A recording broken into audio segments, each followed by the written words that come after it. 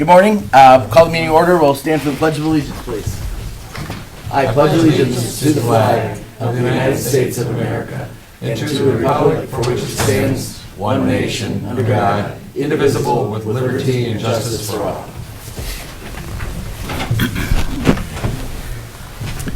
Please bow your heads for a prayer.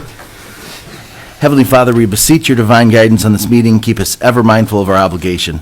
Grant us, dear Lord, wisdom, tolerance, and courage, that we may well serve our county and fulfill our trust. Amen. Amen. Okay, I will make a motion to approve the minutes from the March 11th meeting. Second the motion. Motion second. Any discussion? Roll call, please. Sweattick? Yes. Hambley? Yes. Harrison? Yes. Okay, and then we're going to begin this morning with a proclamation. You see some folks in orange in the room, and we've got some orange represented up here as well. We have these T-shirts related to inclusion. So this is Inclusion Awareness Month, so I'm going to just go through that resolution, and then we'll have a quick picture, if that's okay. So this is Resolution 250189, proclaiming March as Developmental Differences Awareness Month. Whereas Ohio's county boards of developmental disabilities were established by the Ohio General Assembly on October 25, 1967, and whereas the mission and purpose of the Medina County Board of DD remains as strong as ever by continuing to provide vital support and resources to Medina County residents with developmental differences and their families, and whereas the almost 1,500 people with developmental differences served by the Medina County Board of Developmental Disabilities, their families, friends, neighbors, and coworkers, encourage everyone to focus on the abilities of all people, and whereas the most effective way to increase this awareness is through everyone's active participation in community activities and the openness to learn and acknowledge each individual's contribution, and whereas the Medina County encourages all citizens to foster and support such opportunities that include full access to education, housing, employment, and recreational activities. Now, therefore, be it resolved that the Board of Commissioners of Medina County, Ohio, do proclaim March 2025 as Developmental Differences Awareness Month and offer full support to efforts that assist people with developmental differences to make choices that enable them to live successful lives and realize their potential. And be it further resolved that we urge all citizens to join in this celebration by spreading awareness of the many contributions offered by people with developmental differences in our community. I will happily make a motion to approve. Second the motion. We have a motion second. Any discussion? Roll call, please. Sweattick? Yes. Hambley? Yes. Harrison? Yes. And then can we grab a quick picture over here?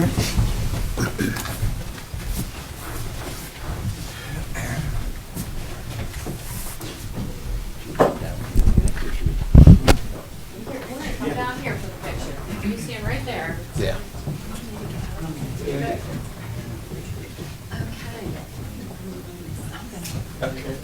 Everybody's afraid to get in the picture.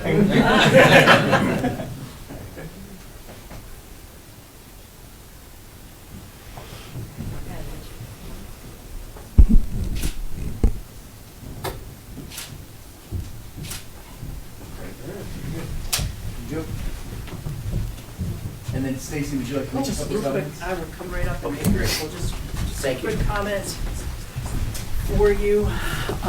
Thank you. We really appreciate Thank you your for the T-shirts. Absolutely. Your proclamation. And we really want to say thank you to all the citizens of Medina County, because they are just accepting, welcoming, and that's what we want. We want a community where everybody's included, and Medina County is a great place, so thank you. We really appreciate it. Thank you. Thanks for being here. Appreciate it.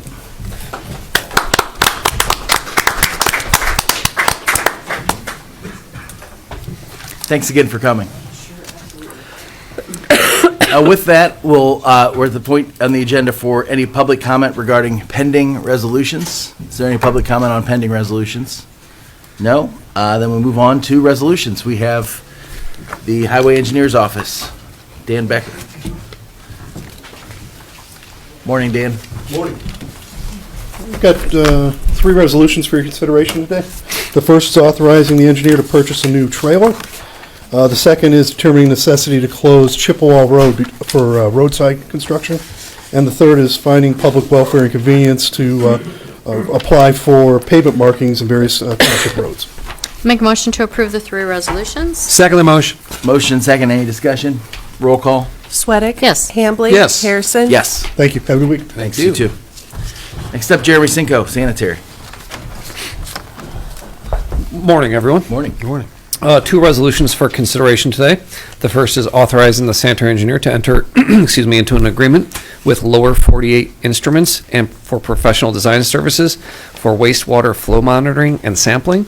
And the second is authorizing the sanitary engineer to enter into an agreement with Alloway Environmental Company for professional design services to analyze the wastewater samples.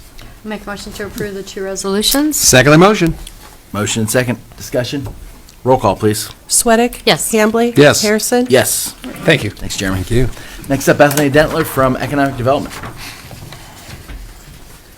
Good morning. Good morning. I have one resolution for you today.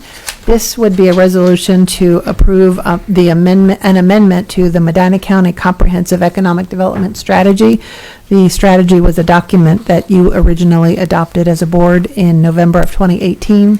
It needs to be amended from time to time to reflect the new priority development projects. This particular amendment added the Albrecht development in the southern part of the city of Medina, where Acme is going up. They are attracting two new quick-serve restaurants, and they are applying for a grant from the Medina County Transportation Improvement District at the state, and one of the points that we can get is if the project is included in the SEDS plan. So this would enable us to kind of check that box, but also indicate the county's support for the grant. The Medina County Transportation Improvement District Board met yesterday and did recommend application for the grant to the state. I'll make a motion to approve. Second the motion. Motion and second. Any discussion? Roll call, please. Sweattick? Yes. Hambley? Yes. Harrison? Yes. Thank you. Thanks, Bethany.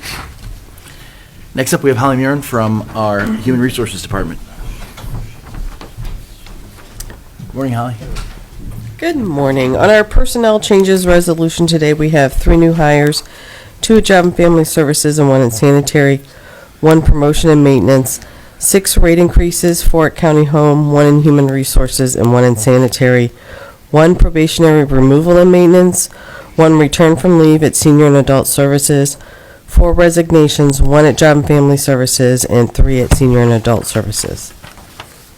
I will make a motion to approve. Second the motion. Motion and second. Discussion. Roll call. Sweattick? Yes. Hambley? Yes. Harrison? Yes. Thank you. Thanks, Holly. Thank you. Next up, Finance. Brett Thomas. Brett, I'm just going to assume all the rest of these are yours. I don't know if I'm right or wrong about that. Nope, mine are pretty short this week. We only have 5. And the first one of the 5 is actually kind of a mea culpa. We had a slight budgetary adjustment that will end up getting itself reversed next week. However, we had to do this because when we originally set up our certificate, we had done so very conservatively. And therefore, we needed to adjust our budgets down slightly till we re-increase the certificate. So my apologies on that, and hopefully nobody finds that to be too confusing. Our second resolution is cash transfers for soil and water. These are for the appropriations that we provide them as subsidy. Our third resolution is expenditure adjustments for various funds. Jeremy ran out of the room, so I couldn't bust on him too much. Sanitary had an invoice paid from the wrong line item, and then we had a salary that came out from a prior line item. Our fourth resolution is expenses for county officials. We have travel for the clerk of courts and the sheriff's office, nothing out of state this week. And our fifth and final resolution is our weekly bills in the amount of $2,177,777.79. Lots of sevens. I'll make a motion to approve the 5 resolutions. Second the motion. Motion second. Discussion. Roll call. Sweattick? Yes. Hambley? Yes. Harrison? Yes. All right. Thank you, Commissioners. Thanks, Brett. Next up, Matt Springer, County Administrator. Matt, you were already up. You were on your toes this morning. All right, good morning. I morning. have 4 resolutions. The first one is declaring a motor vehicle as excess property. This is a county home van that's no longer needed for their operations. The second resolution is authorizing a vehicle lease for the sheriff's office. This is a 2025 Dodge Durango that would replace an existing 2021 Chevy Impala. The third resolution is authorizing an RFP to begin searching for sites within the city of Wadsworth for a new auto title location. They believe that they've outgrown their current space that they've been at for many years, so we're going to start the site selection process. And then fourth and final is approving a lease agreement with the University of Akron. This is for the space located at 6300 Technology Lane, something that Commissioner Sweattick and Mr. Jacob had worked on for quite some time. This lease agreement would come with a $100,000 payment to the University of Akron, of which would be applied towards closing prices once we actually go to purchase the property. I'll make a motion to approve the 4 resolutions. Second the motion. Motion second, discussion. The RFP for Wadsworth, it made me curious, the status on the Brunswick change? Yeah, so Brunswick is currently under construction. Okay. They anticipate being able to move in that space towards the end of April. Okay. And weren't there some state approvals we were waiting on, or those happen at the end of the construction Yeah, period? Correct. Okay. That's correct. Okay. Any other discussion? Yeah, so that was the second resolution in our steps. We had done the memorandum that's of great. intent, so we're moving along. And so Super. it's essentially purchase price being paid right now in the form of rent. It's an easy decision, I think. Yep. So, roll call, please. Sweattick? Yes. Hambley? Yes. Harrison? Yes. Thank you. Thanks, Matt. Okay, moving on, department updates. Richard Nelson is here. Good morning, Commissioners. Good morning. Good morning. Building Department report for February. Overall construction value is still running about 30% less than last year at this time. The average cost of new homes did move upward hugely for the month of February, $461,000 average. Wow. Yeah, it's pretty crazy. Our home starts, though, for February were actually down about 6 less than average, 17 home starts. So they must be nice ones. Last month, I reported that we were 6 over average. Well, so I don't know, but still. So now the year-to-date average home's 408,000. Of course, that's just 2 months of averages, but still, it's 408,000. Moving on to page 2, our monthly receipts were down 16%.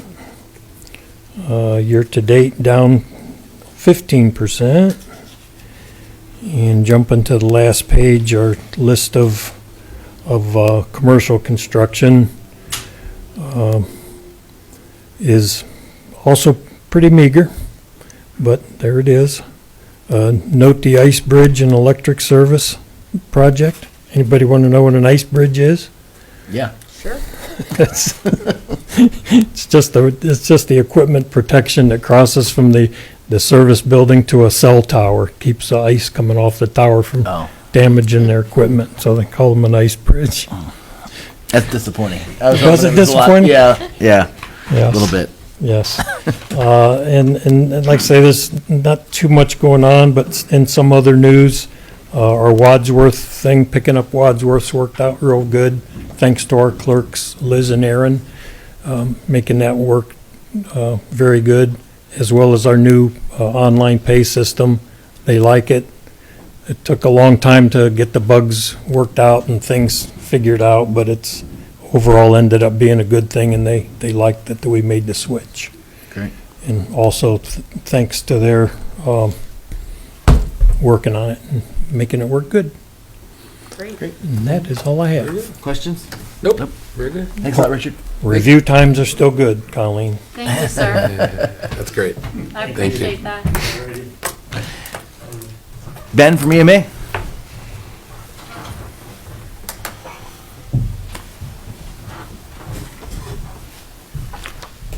Good morning. Morning, Ben. Good morning. Thanks. So to start off, I provided you the annual report for EMA for 2024. It's also available on our website for anybody that wants to see it. Since we've talked about most of the stuff in there, just a few of the highlights for 24. The total incidents for 2024 is 55. So we had 28 fire investigations, 10 hazmat calls.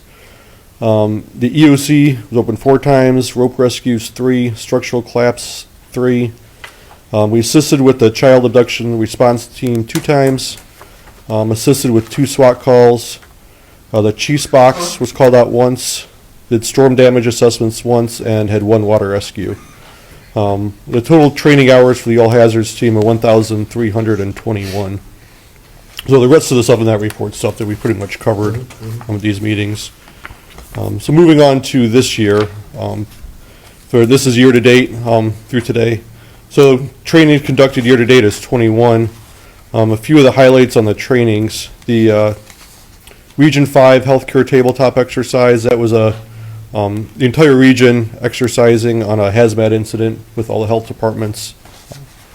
We completed the ice rescue technician certification. That was hosted at Earhart Fire Department, involved firefighters from across the county to receive their ice rescue technician certifications. We completed the dive med training program, so that's part of that sequence of trainings that we were doing to start the dive team in the county. So that's the medical component to be able to provide care to a diver that gets into trouble. Provided a presentation to the Medina Safety Council on that bleach tech incident from last year. That was that large hydrochloric acid spill. So that was joint EMA and the fire department and bleach tech all participated in that presentation. Completed the hazmat safety officer class. That's a requirement for the hazmat team to be have a few people that are certified as hazmat safety officers for the typing. The dive rescue 1 class is ongoing right now.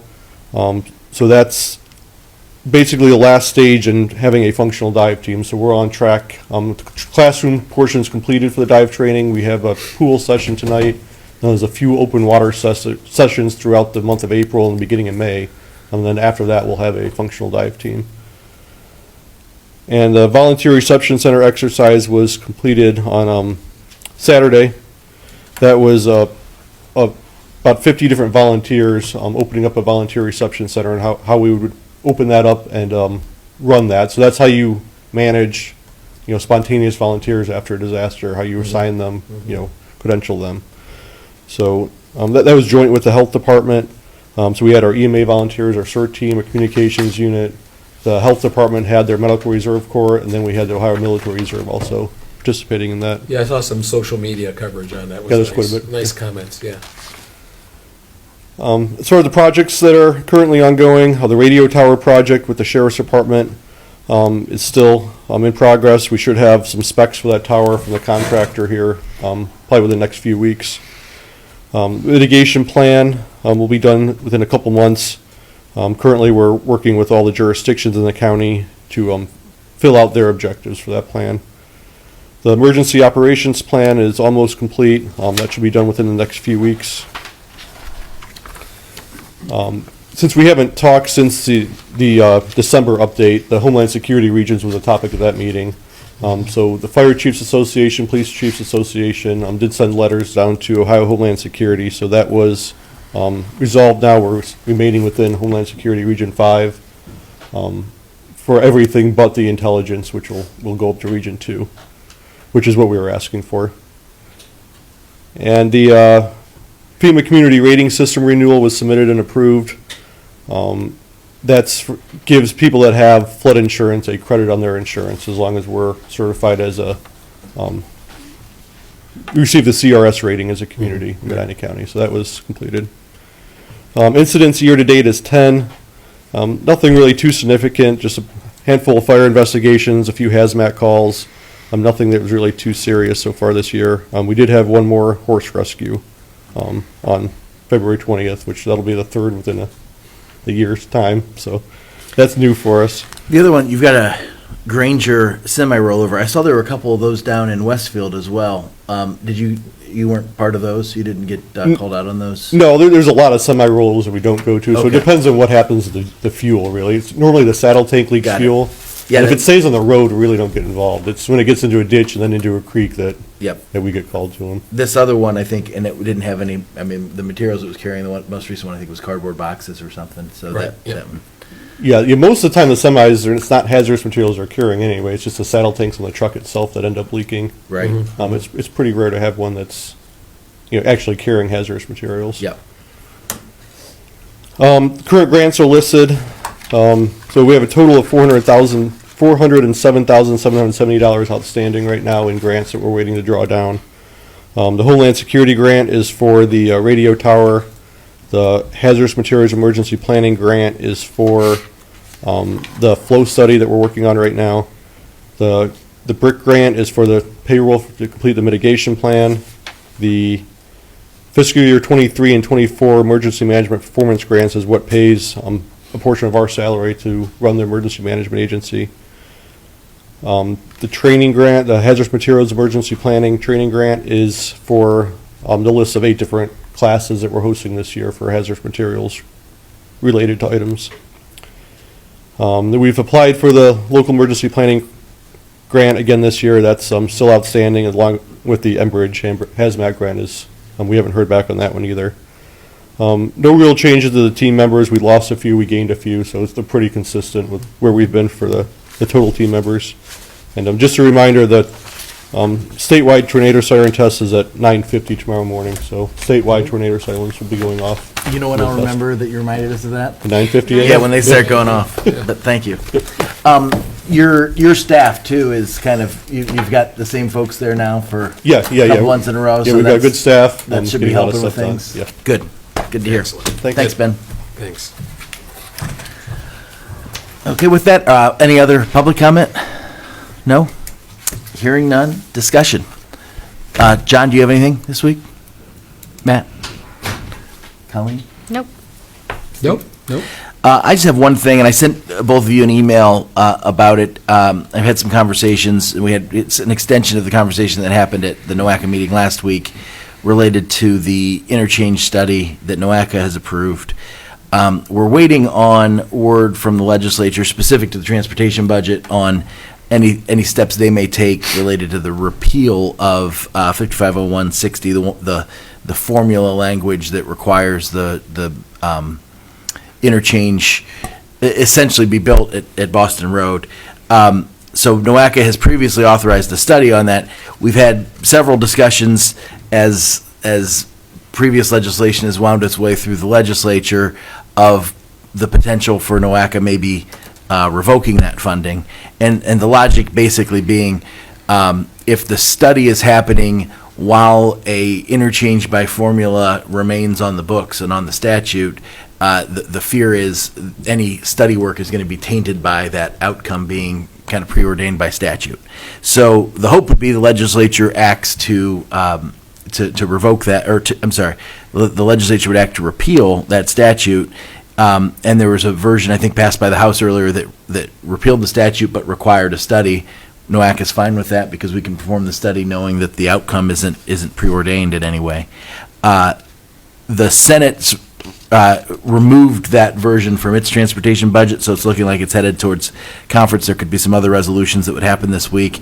But this is a resolution I'm going to provide to the executive director and the president of the board of NOACA for consideration at NOACA's June board meeting that would basically say if the interchange by formula language remains on the books and hasn't yet been repealed, that we would just revoke the previously authorized study.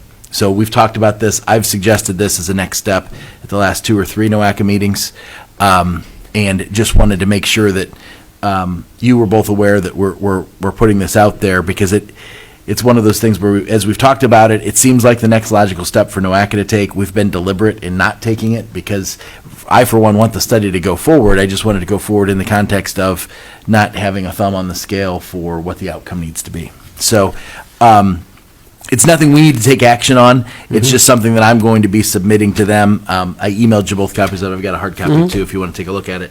But basically the 3 action items proposed by this resolution, which basically recaps recitals that have been found in previous actions on the matter, is that we'd repeal the procurement action, that we empower our executive director to pay for any services that were previously provided pursuant to the contract, obviously to make the service provider whole.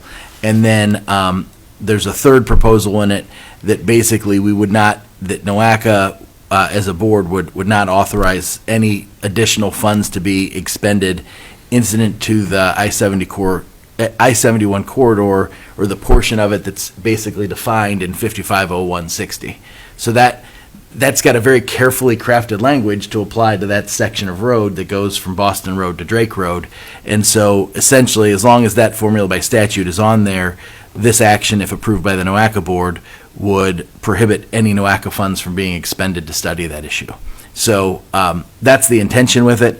Obviously, the other thing that, we wouldn't prohibit NOACA personnel from participating in studies that somebody else is funding, but I just have a problem with NOACA funds being used to be the ones doing the study when there's some kind of preordained outcome. So I'm going to be putting that forward for consideration of the board. I just want to make both of you So aware. I think, I'd be supportive of, as our board, supporting this proposed resolution for NOACA. The process before it goes to the board has to go through one of their committees, I would imagine. Not necessarily. We've Really? done this. You've done that? We've done some direct resolutions before, and in this one, I've also talked to Interesting. I've talked to Andy Conrad. The resolution that we had that opposed Right, only went to the it just board. went directly to the board. But this is a resolution drafted specifically, the NOACA board would, as I read it, this is a resolution of the board of directors of NOACA. Yeah. So, And NOACA's prior and they normally, okay, all right. the prior resolution that NOACA did opposing Right. or supporting the repeal of Right. the interchange went directly to the board too. Okay, good, So, all right, all right. I Are think there any committee meetings beforehand? there yes, certainly there are. Is there a way to, I guess, to kind of, I won't say maybe test the waters, but certainly try to introduce this at one of those levels so you have a committee actually evaluating? Yeah, I this think resolution? I'll know more about that after I submit it to Grace and to okay, Chris. yeah. I mean, they might recommend that. Go to either executive or the policy committee? Right. Yeah. And I guess at a technical level, the executive Yeah. committee is responsible for the agenda, so maybe they'd be the right avenue there. I guess But that's- but the way it worked the last time that we did Right. the actual opposition, it was suggested at a meeting that Right. we do something. Yeah. The staff drafted a resolution, I weighed in on Right, it, and then right. it was in front of us for Right. vote, and I don't think it was ever really specifically blessed by any committee before it was in front of the board. And the way I look at this one, Yeah. a lot of the language and the recitals that are in this as Yeah, it's just- drafted yeah, are consistent with these prior actions that NOAC has taken. Right, right, It's basically a restatement of positions the Sure. board have already, Sure. that's the current position of Other the than you board. rescinding a prior That's new. resolution that empowered the study. Yeah, Right, that part's exactly. So, I mean, you understand the process, but the question is to when do you, if we're going to support this, and I suggest that we do, Mm-hmm. is when do we introduce that and start to let them know, look, we really do think that they ought to be considering this. My Well plan- before, because all the decisions of that budget are going to be, everything will be already passed or not. By the time we meet in June, certainly. Oh, well Yeah. before. So Because it's the transportation budget. my, Isn't that due the next month? deadline is, I think, the end of this month. Yeah, yeah. So my plan is to submit this to Grace, the executive director, and Chris Renane, the president of the Right, board, yeah. today. Okay, got it. So they know Okay, that this is sure. on the radar, and then whatever procedural steps we need to take, we can begin that process, so we're ready to hit the ground. We've had some criticism from the public, I think, Right. that's fair, when they say, well, NOAC has talked a lot about potentially rescinding this study, but Yeah. at some point, it's You haven't just an decided. idle Yeah, threat. yeah. Yeah, and so I don't want to have 3 more meetings to discuss whether or not we're going to do By it. then it'll only be too late. So I would support communicating the support of this board. Would you? Great. Well, and maybe we'll do a subsequent resolution to that effect too, Yeah, yeah. in the Okay, meantime. all right. But I also, the only other thing I think I left out in my summary was, which was longer than I intended, was that I did chat with Andy Conrad, county engineer, Jeff Brandon, Mountville trustee, and Paul Magavac, the City of Brunswick representative. Those are the other 3 people Were on the in NOACA board, right. our board delegation, and they've all expressed their support for me Okay, submitting good. this. So it's essentially going to be Good. presented not from just me or us, right. but from the full Medina County Sure. delegation. So Okay. I do expect it'll make its way onto the June resolution, or I'm sorry, the June agenda, and then we'll go from there. We'll see what happens. Well, if it works out the way we hope, and that section rescinded, then it won't even be on the agenda. Easiest thing in the world for Yeah. me to send another email and say, let's mind. rescind that. I'd love for that to be the outcome too, but I'm not Okay. kind of inclined to wait around Understand. and hope, so. Okay. Okay, Anything else? If not, then I'll entertain a motion. I'll make a motion to adjourn. Second. Roll call, please. Sweattick? Yes. Hambley? Yes. Harrison? Yes. There was a pregnant pause there. I wanted to make sure you. And we do have a